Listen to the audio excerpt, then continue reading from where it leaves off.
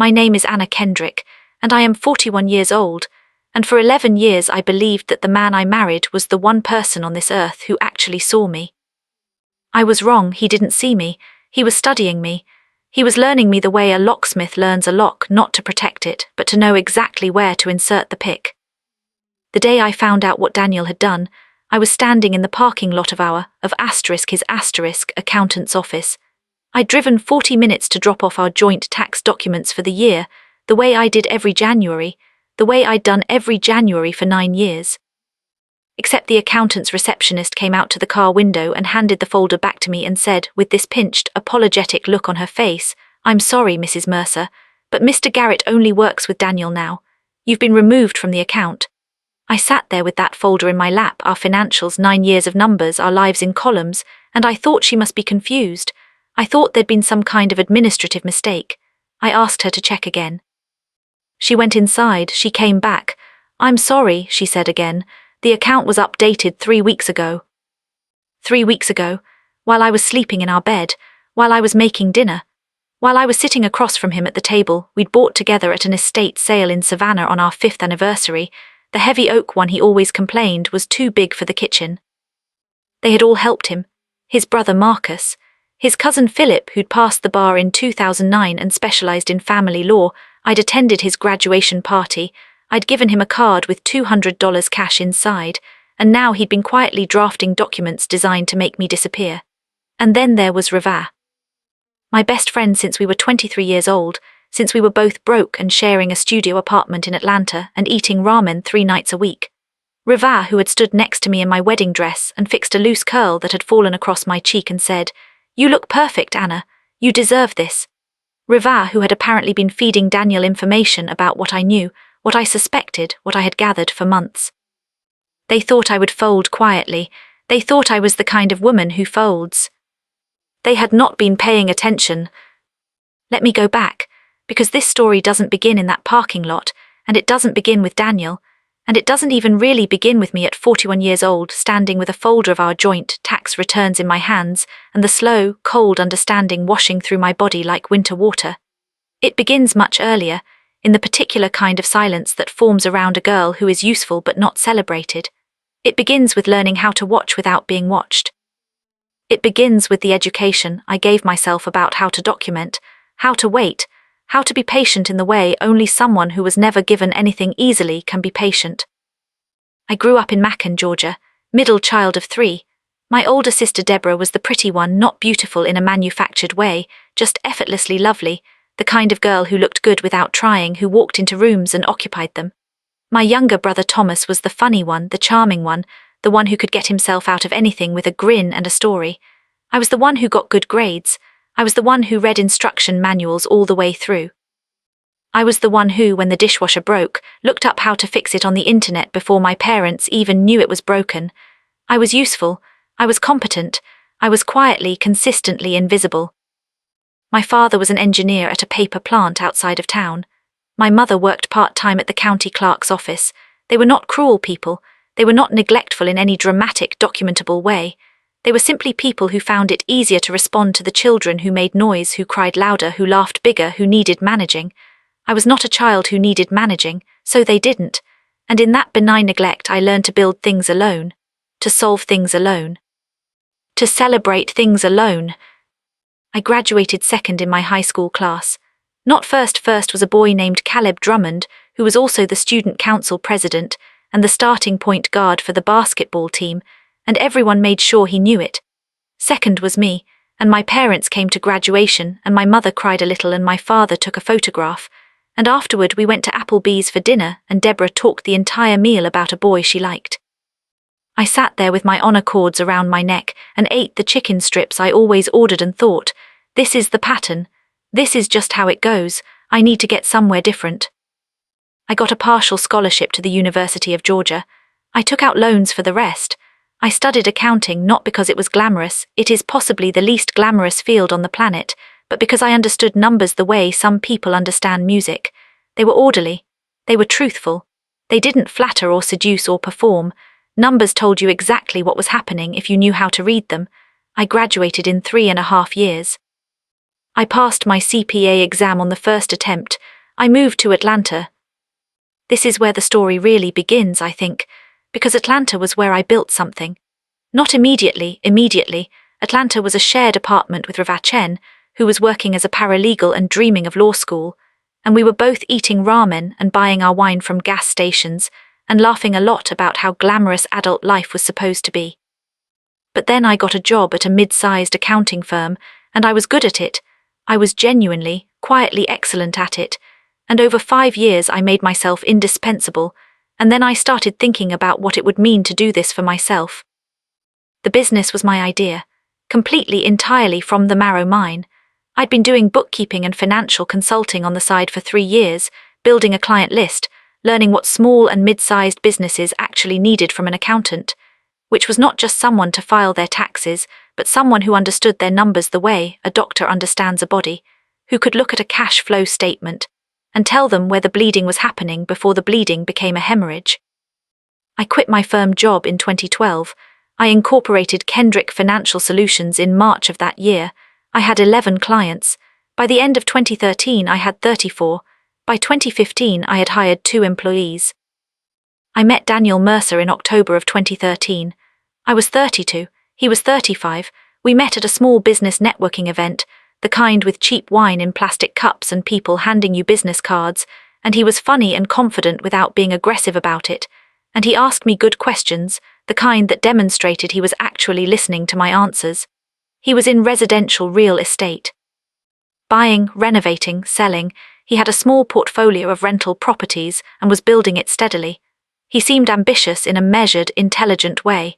He seemed like someone who understood that building something takes time. We dated for 2 years. We were careful with each other, the way people are when they've both been through enough to understand that caution is not the same as coldness. I met Marcus, his older brother by 3 years, a salesman, the kind of man who made every room feel like a pitch, and I registered something careful in myself about him, the way he assessed me, the way his friendliness had a quality to it that felt like evaluation. I told myself I was being paranoid. Daniel loved his brother. Who was I to question it? I met Philip, the lawyer cousin, at a family cookout in summer 2014. He was smooth in the particular way lawyers can be smooth, not dishonest exactly, but with the surface of a man who has learned to never quite commit to a statement. He shook my hand and asked about my business with what felt like genuine interest, and I answered, and afterward I had the odd sensation of having been interviewed without knowing it. Daniel proposed in November 2015. I said yes. I had fallen genuinely, completely in love with him, and I want to be clear about that because the story I'm about to tell might suggest that I was naive, and I was not naive. I was in love. Those are 2 different things. I knew his flaws. I knew he was sometimes vain, sometimes dismissive, sometimes quicker to believe his own instincts than the evidence in front of him. I thought these were manageable. I thought love was, in part, the willingness to manage what is manageable and accept what isn't. I was wrong, but not about love. I was wrong about which flaws were which. We married in April 2016. Small ceremony, 43 guests. Riva was my maid of honor. She gave a speech that made me cry about how she'd watched me build my life from nothing with my own 2 hands and how I deserved someone who could see that. I believed her. I hugged her afterward and said, I don't know what I'd do without you. And she hugged me back and said, you'll never have to find out. The first 2 years of our marriage were genuinely good. I want to say that clearly. They were not a performance of goodness that masked underlying rot. They were actually good. We worked hard, separately and together. My business was growing. Daniel's property portfolio was expanding. He had 8 rental units by 2018, was looking at a commercial property. We bought a house in Decatur, a 1920s craftsman bungalow that we renovated ourselves, slowly on weekends, the kind of project that is exhausting and also quietly one of the best things I've ever done. We refinished those floors together. We argued about tile in the kitchen and eventually compromised on a subway tile that I still think was the right choice. We had a life. The shift was gradual enough that I almost missed it, almost. It started, I think, though I can only trace it backward now, through the evidence I later gathered in early 2019. Daniel's commercial property acquisition had fallen through. He'd been close to a deal on a small mixed-use building in East Atlanta, and the seller had backed out at the last minute, and Daniel had lost the earnest money and, worse, had borrowed against 2 of his rental properties to fund the acquisition, and now had that debt sitting on assets that weren't generating additional income. It wasn't catastrophic. It was a setback. But Daniel responded to it the way I would come to understand. He responded to all setbacks by deciding that the problem was someone else's fault, and by beginning, very quietly, to rearrange things. I noticed in the spring of 2019 that he seemed more interested in my business, not in a loving, supportive way, in an inquiring way. He started asking about specific clients, about our contract structures, about how our banking was set up. I had brought Daniel onto one of my business accounts in 2017, mostly for convenience. He helped occasionally with operational expenses when I was traveling, and it had been simpler to give him access than to manage it separately. I had not thought about what that access meant structurally. I had trusted him. There is no other word for it. In June of 2019, I noticed a discrepancy in my business account. $6,000. I was certain I had the numbers right. I always have the numbers right. It is not vanity to say this, it is my profession. And when I mentioned it to Daniel, he had a very good explanation involving a vendor payment and a timing difference, and I accepted it, but I made a mental note. I kept the bank statement. I don't know exactly why. Call it the habit of a woman who learned early that the only record keeping you can fully trust is your own. By the fall of 2019, I had 3 more discrepancies, all relatively small, all with explanations, all when I started lining them up on paper showing a pattern, money moving from accounts I controlled into accounts Daniel controlled, not large amounts individually, but the pattern mattered. The pattern was a map, and I am very good at reading maps made of numbers. I did not confront him, not then, because I had also started noticing other things. An email notification from a real estate database I hadn't signed up for, paperwork for one of my rental properties. We'd bought 2 properties together in 2018, with my credit carrying the primary mortgage that had been moved to a different binder in our filing cabinet. A conversation Daniel had with Marcus, overheard through the kitchen window when I came home earlier than expected, that stopped abruptly when Marcus saw me. The shape of what was happening was not yet clear to me, but its texture was. I could feel it the way you feel a change in air pressure before a storm. I called my accountant, my personal accountant, not the one Daniel and I shared, in October 2019. Her name is Janet Osei, and she has been doing my personal taxes since 2014, and she is one of the sharpest people I know. I told her I had concerns. I didn't give her details. I asked her to quietly run a financial picture on everything in my name, every account, every property, every credit line, and tell me what she saw. She called me back 2 weeks later and said, "Anna, you need to get a lawyer." Her voice was careful in a way that told me the careful voice was costing her something. I called Rivath. I want to pause here.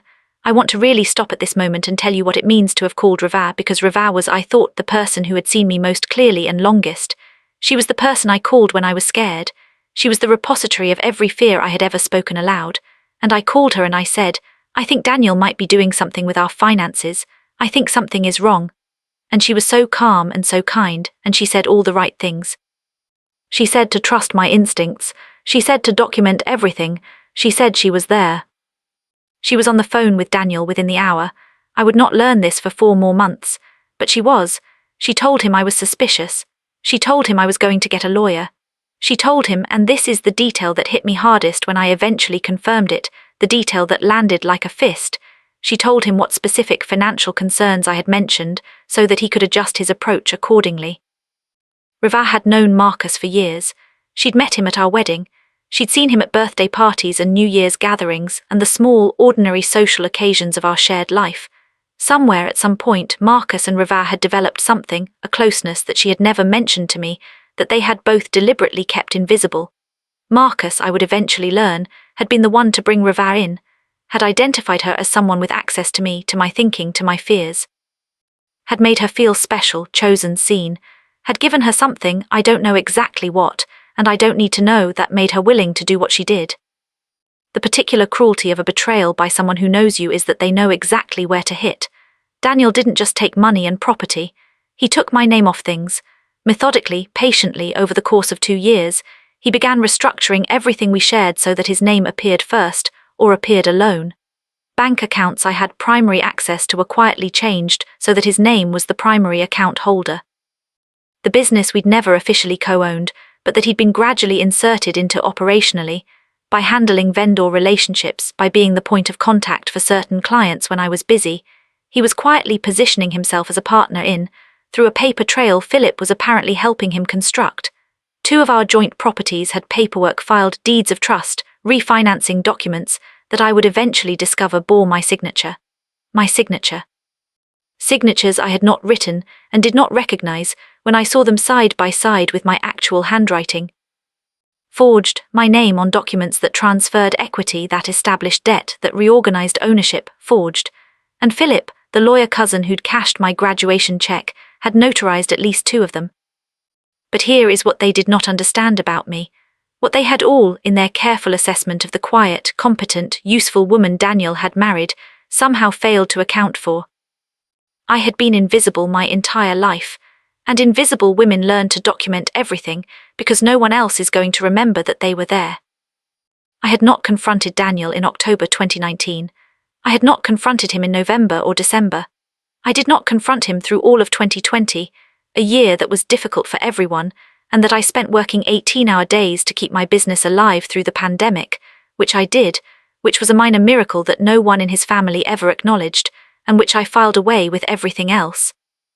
I did not confront him in 2021, when I found the second set of books, a folder on our shared home computer, in a subfolder nested under what appeared to be his property management spreadsheets, containing a parallel financial record that showed money moving in ways the official records did not reflect.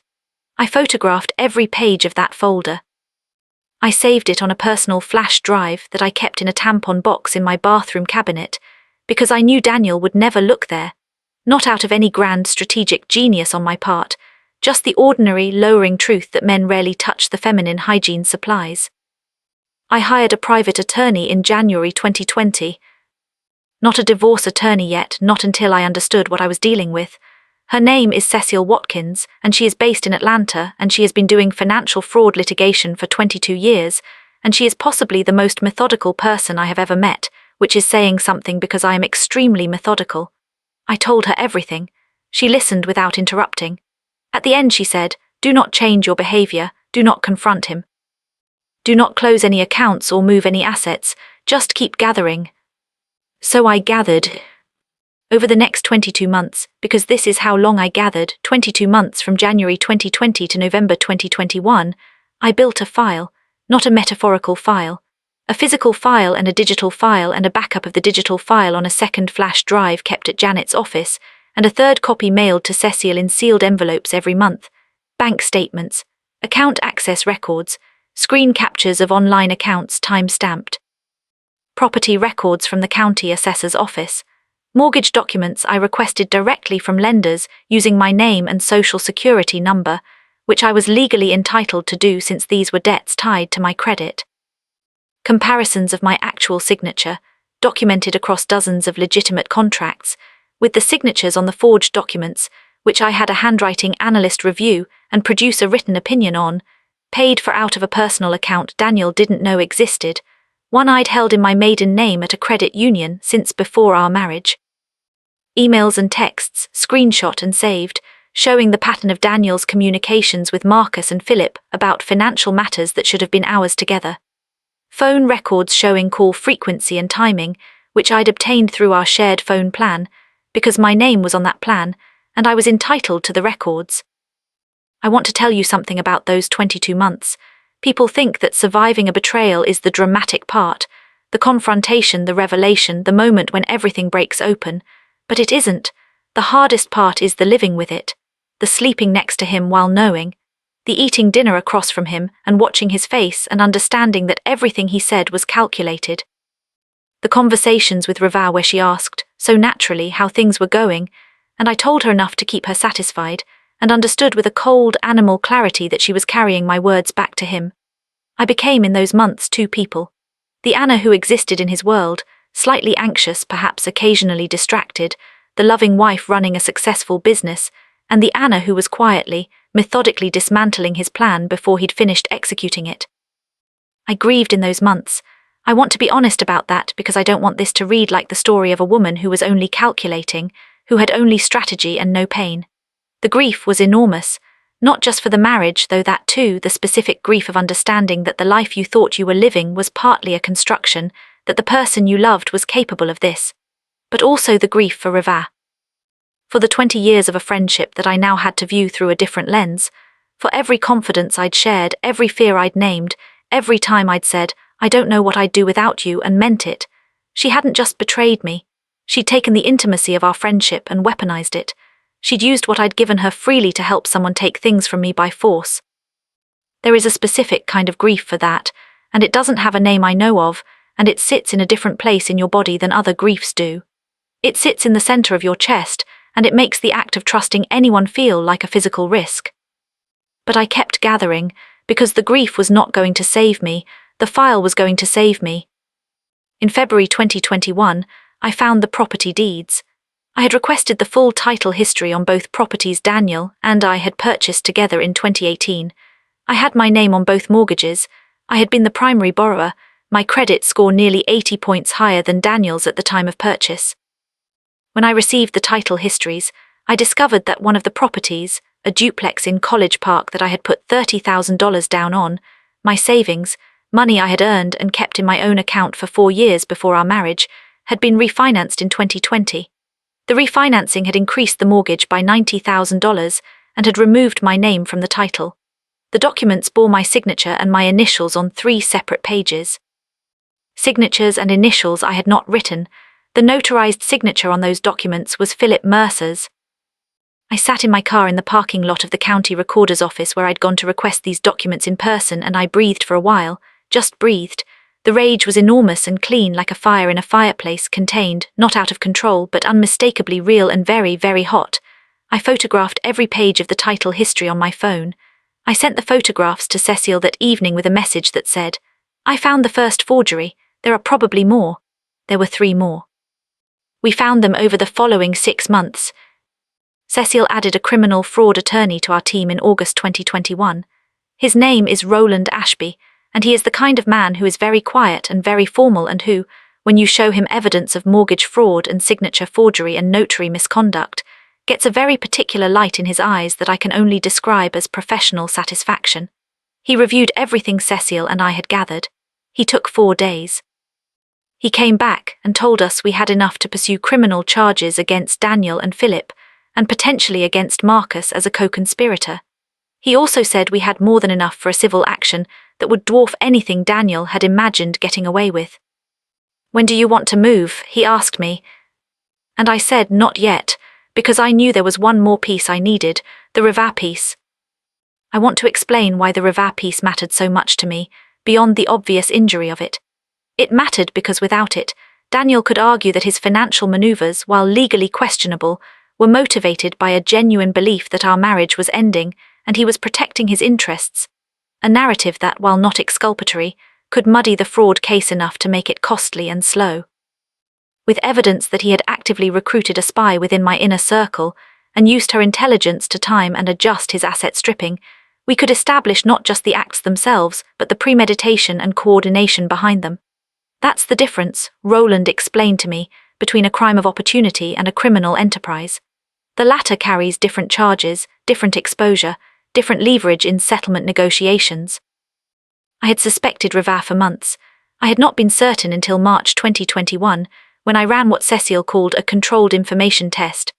I told Riva, and only Riva, a specific, false piece of information, that I had hired a forensic accountant to review our joint accounts, and that he would be contacting the bank directly with a formal records request the following week.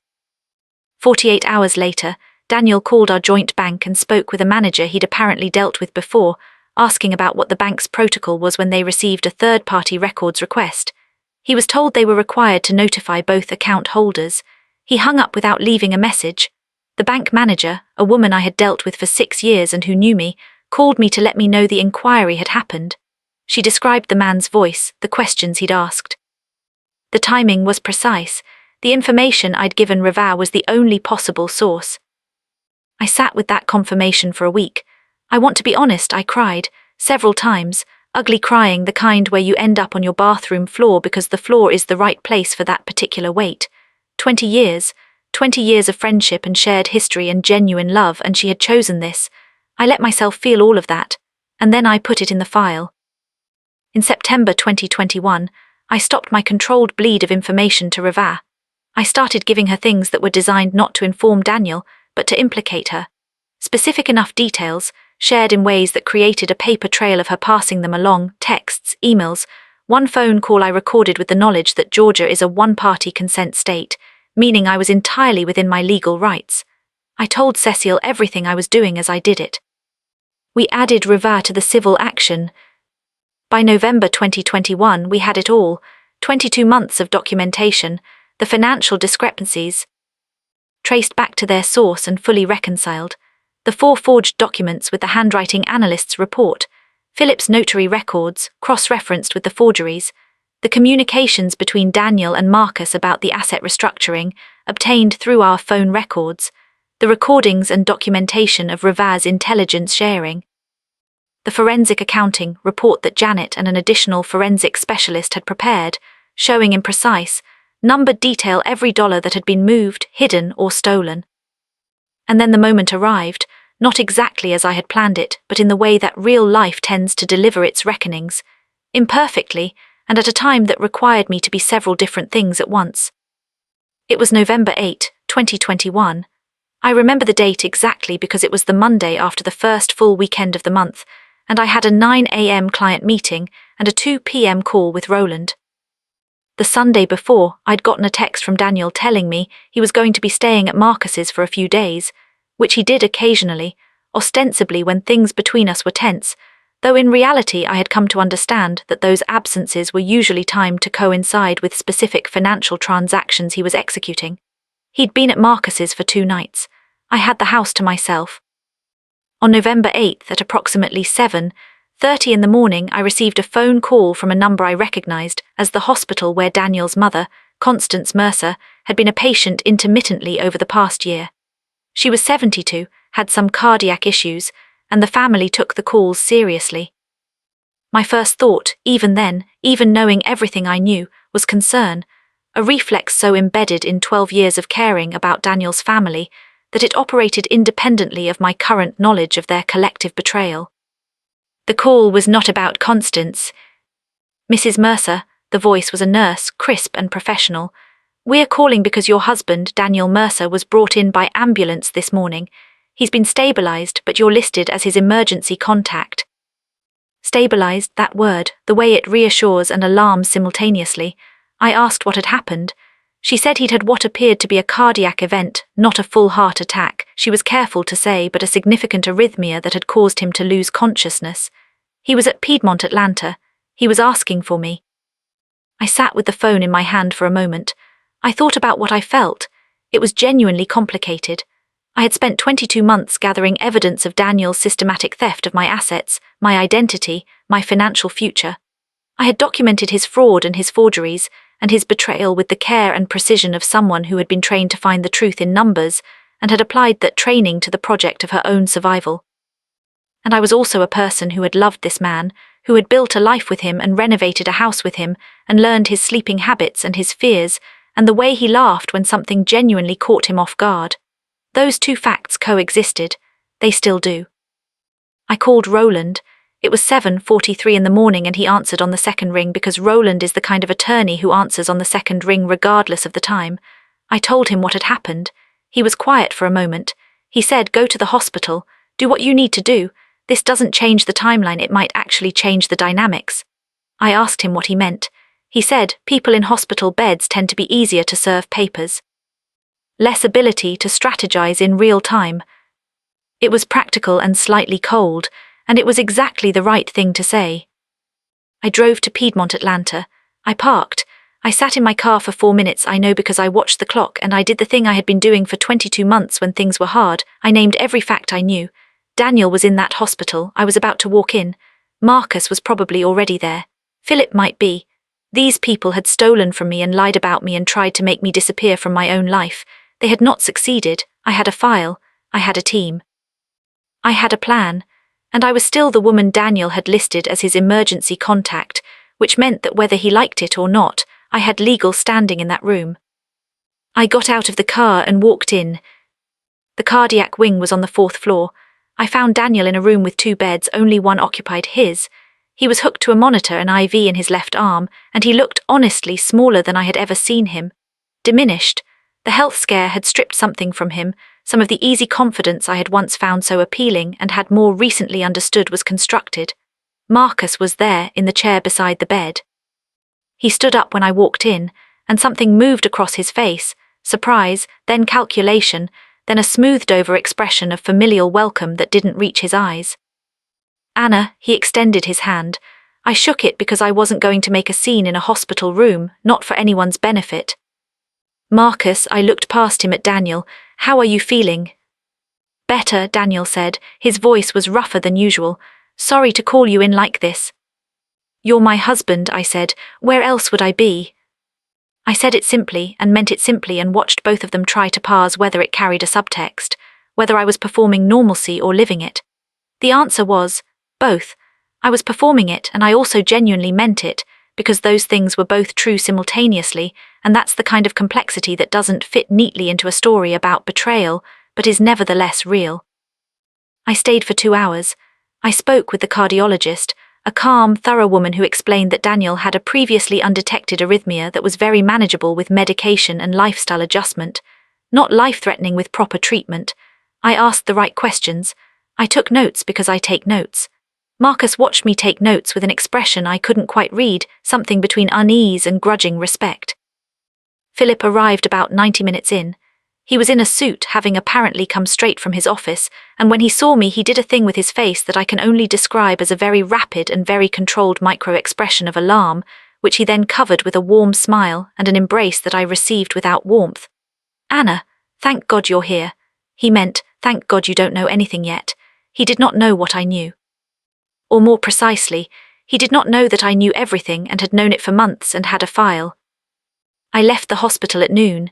I called Roland from the parking garage.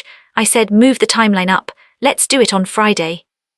Roland said, "Are you sure?" I said, "I've never been more sure of anything in my professional life." He said, "Okay, Friday it is." What happened on Friday, November 12, 2021, is the part of this story that I have replayed more times than I can count, not from satisfaction, though I won't pretend there was none, but because of what it taught me about the nature of exposure. What it means to let truth arrive, finally, into a space that has been arranged specifically to prevent it. At 9 a.m., process servers arrived at 3 locations simultaneously.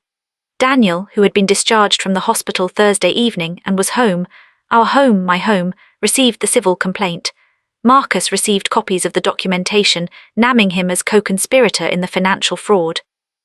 Philip received both the civil complaint and notification from the Georgia State Bar that a complaint had been filed against him regarding the notarization of fraudulent documents, a complaint that Roland had submitted earlier that week, separate from the civil action, because Philip's conduct as a notary was a distinct and serious violation that warranted its own process.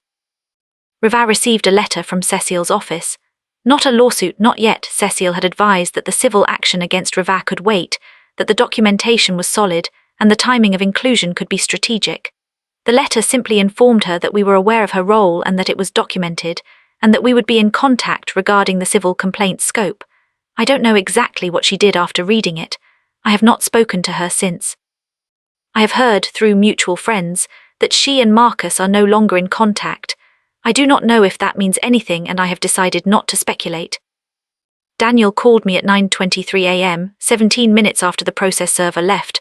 I let it go to voicemail. He called again at 9:26, at 9:31, at 9:34. On the 5th call at 9:37 I picked up. "Anna," his voice was doing something it rarely did. It was unsteady. "What is this?" "Which part?" I said. And I want to be honest that my voice was very calm, and that the calm was not a performance. It was the result of 22 months of preparation and a lifetime of learning to be steady when I needed to be steady. All of it, the lawsuit, that there are fraud allegations, Anna, forgery, this is accurate, I said. It's all accurate, Daniel. Every number, every document, every date. I've had 2 years to make sure. Silence, and then, "We should talk before lawyers." "We have lawyers," I said. "Both of us now. If you want to talk, have Philip call Cecile." I paused. "Oh, wait, Philip has his own problem right now, doesn't he? You might need a different lawyer." Another silence, longer this time, and in that silence I felt something I hadn't felt in 2 years: space, room, the particular sensation of having been compressed for a very long time and then, finally, breathing all the way out. "I didn't think you knew," he said, quietly, not apologetically. I want to be accurate about this. There was no apology in it. It was simply an acknowledgement. He had underestimated me, and he knew it now, and he was namming that fact in the only way that felt safe to him, which was to frame it as my competence rather than his wrongdoing. "I know," I said. "I know everything, every transfer, every forged signature, every conversation you had with Marcus about the accounts, every time Riva called you after talking to me." I paused. "I've been waiting for the right moment. This is it." I hung up. The legal proceedings moved faster than anyone expected, which I think surprised Daniel's new attorney, Philip, as I'd predicted, could not represent him, as Philip was simultaneously facing the state bar complaint and his own exposure in the civil action. Roland's strategy was not complex, but was very well executed. He established the pattern of fraud first, before any counter-narrative could be constructed. The forensic accounting report was submitted to the court early in the discovery process. The handwriting analysis was submitted alongside it. Philip's notary records were subpoenaed. The phone records establishing Marcus's coordination were included in our amended complaint. Daniel's attorney tried in the early weeks to argue that the financial maneuvers were motivated by concerns about the marriage's trajectory and constituted normal protective behavior in anticipation of divorce proceedings. This is a category of argument that sounds plausible until you put it next to evidence of forged signatures and fraudulent notarization, at which point it stops sounding like marital prudence and starts sounding like what it was: a cover story. The judge reviewing the preliminary motions seemed to share this assessment. The cover story was not renewed. The civil settlement was reached in March 2022. I will not state the specific terms because I signed a partial confidentiality agreement regarding amounts, but I will tell you that the settlement included the return of full, clear title to both jointly purchased properties, the return of my business's sole ownership rights, and the removal of Daniel's name from any documents that had suggested co-ownership, the return of all funds identified in the forensic accounting report as improperly transferred, plus interest, and a substantial additional sum that Roland described as representing the cost of 2 years of fraudulent conduct. The mortgage on the College Park duplex was restructured to remove the $90,000 fraudulent refinancing. Equity was restored. My name was restored. Philip reached a separate settlement with the state bar, which included a temporary suspension of his notary certification and a formal censure entered into the public record. He avoided criminal charges on the fraud counts by cooperating extensively with Roland's investigation, providing documentation that confirmed the nature and timing of the forgeries. I did not feel satisfied by his cooperation, exactly. I felt the cold recognition that justice rarely arrives as cleanly as you imagine it will, and that the version of it you get is almost always a negotiated one, and that negotiated justice is still justice. Marcus's situation was more complicated. He was named in the civil suit, but his financial involvement was harder to trace. He'd been careful, or Philip had been careful on his behalf, to keep his name off formal documents. The civil complaint against him was eventually settled separately, with a smaller financial component and an agreement that he would not have any involvement in any business matters relating to my firm or properties. The practical impact of this was modest.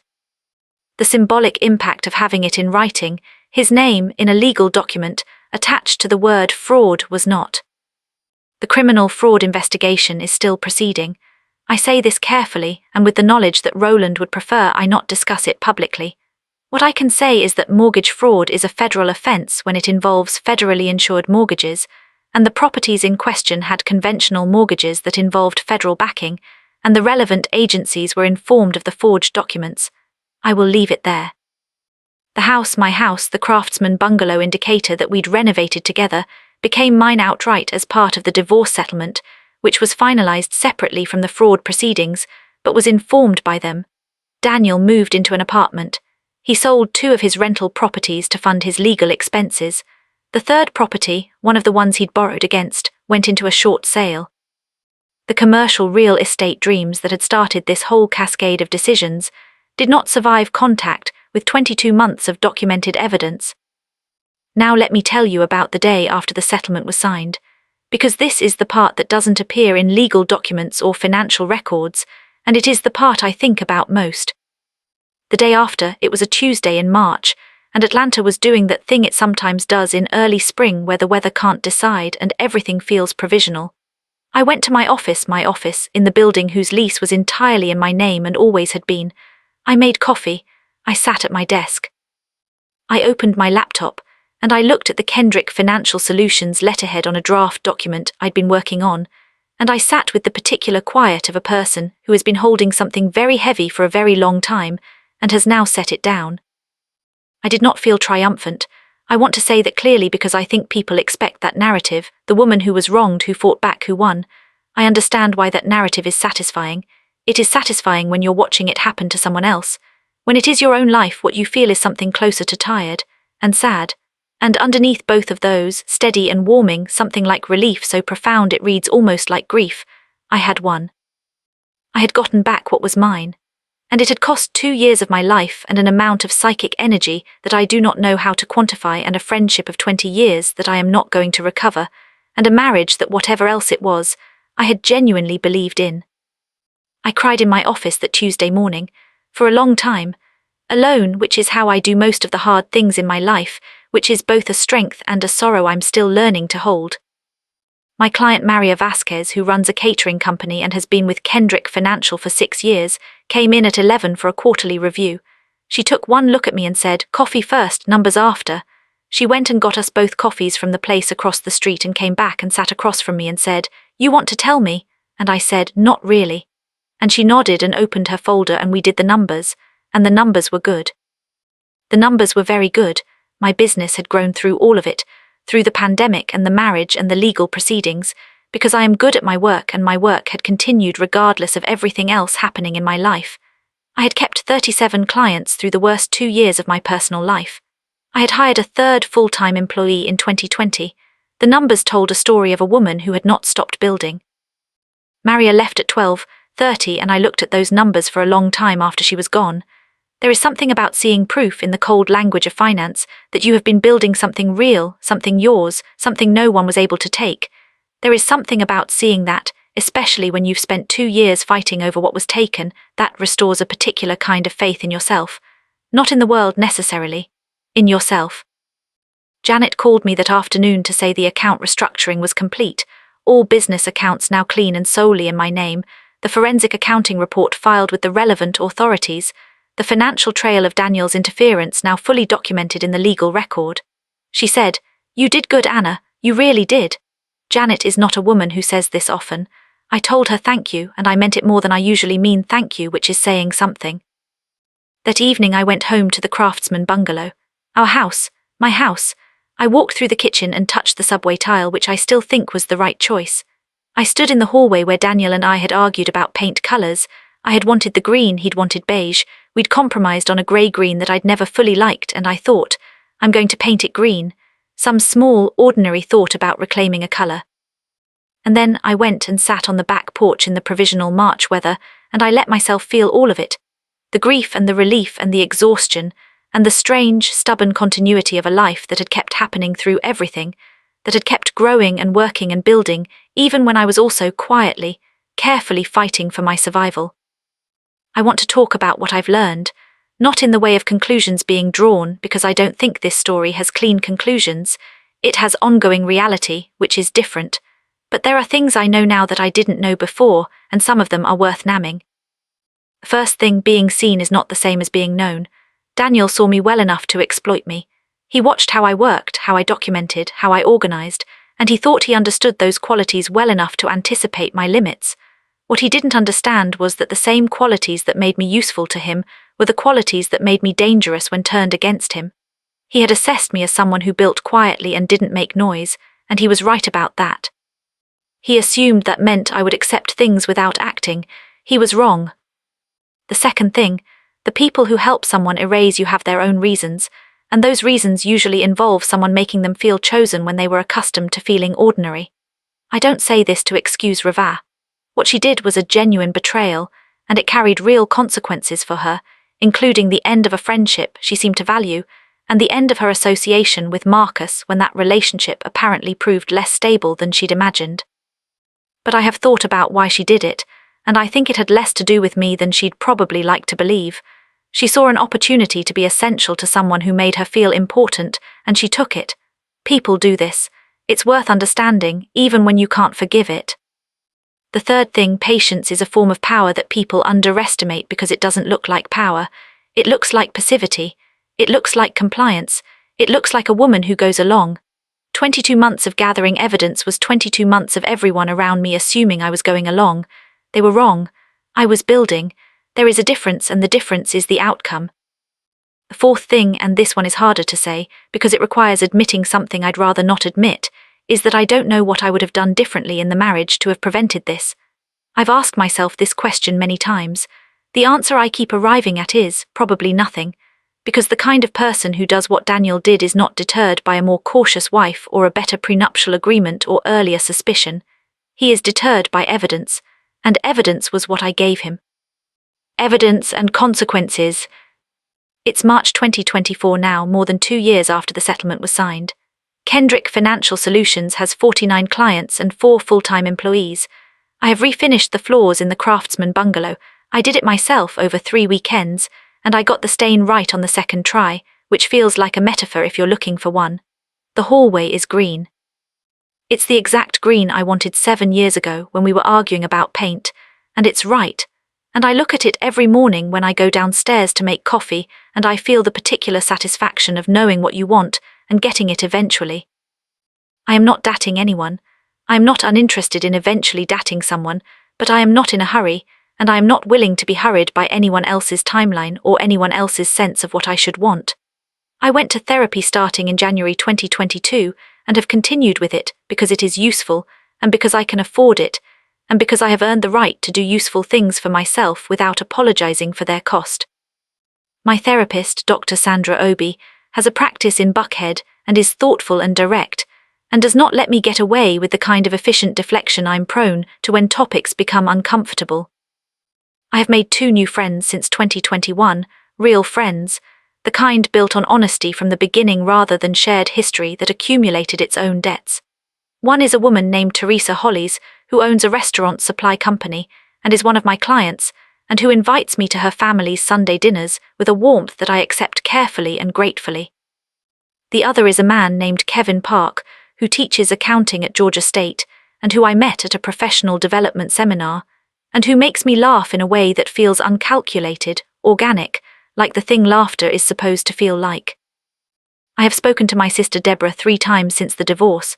She reached out first, which surprised me. We had not been particularly close as adults, orbiting each other in the polite, somewhat distant way of siblings who grew up in different emotional worlds.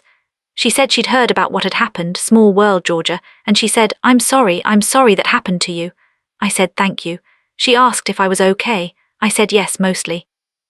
She said, you were always the strongest one, you know. I don't think any of us said that enough. I didn't know what to do with that for a while. I still don't entirely, but I took it. I let it land. My mother called on my birthday in October 2022. She said she was proud of me. She said it straightforwardly without ceremony, and I thought, better late than not at all, and I meant it. I have not spoken to Daniel since the brief phone call on November 12, 2021. I have not wanted to. I don't carry active anger toward him anymore. The anger burned clean through the legal proceedings, and what is left is something colder and more permanent, like scar tissue. I understand that he made a series of choices, and that those choices reflected something in him that I did not have the information to see clearly when I chose him, and that I am not responsible for his capacity for those choices. I am responsible for what I did with what I learned, and I can live with what I did. What I did, I kept building. I documented the truth. I waited. I moved when the moment was right. I gave no one, not Daniel, not Marcus, not Philip, not Reva, more information than they needed to have. And when I finally moved, I moved completely. Here is the thing about erasing someone.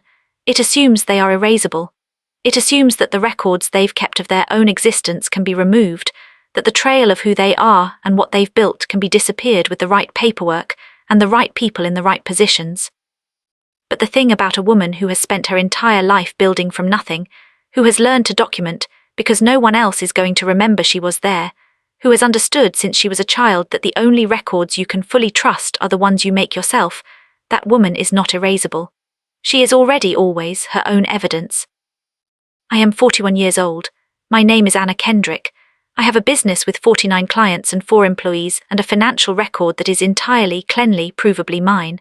I have a house with green walls in the hallway and refinished floors that I did myself on 3 weekends, and I have a file, a very good file, well organized, documented and cross-referenced, of everything that was done to me and everything I did about it. The file lives in Cecile's office now. I don't need it anymore, but I kept it because keeping it felt like the right thing to do. If you are reading this because you recognize something in it, because you are in a version of this, a smaller version or a larger one, a version that involves money or children or a house, or just the profound disorientation of understanding that the person you trusted is not who you thought, I want to say this. Keep building. Keep documenting. Don't let the grief of it make you stop the work. The grief and the work can happen simultaneously. I know this because I lived it. The truth is patient. It doesn't expire. It doesn't need to be loud. It only needs to be thorough. Be thorough. And one more thing, the thing I know most surely after all of this. Do not wait for anyone to see you before you see yourself. I spent a marriage being assessed by someone who thought he understood me, and what he understood was how to use me, and he was wrong about both things, about understanding me and about being able to use me, because the person he thought he was using was only one part of who I was. The larger part he never saw. Not because I hid her, but because he never bothered to look. See yourself, the whole version. The quiet one who takes notes and keeps files and refinishes floors and chooses the right shade of green and waits 22 months if that's what it takes. See her, be her on purpose. She's worth the trouble, I promise you. She's worth every single bit of it.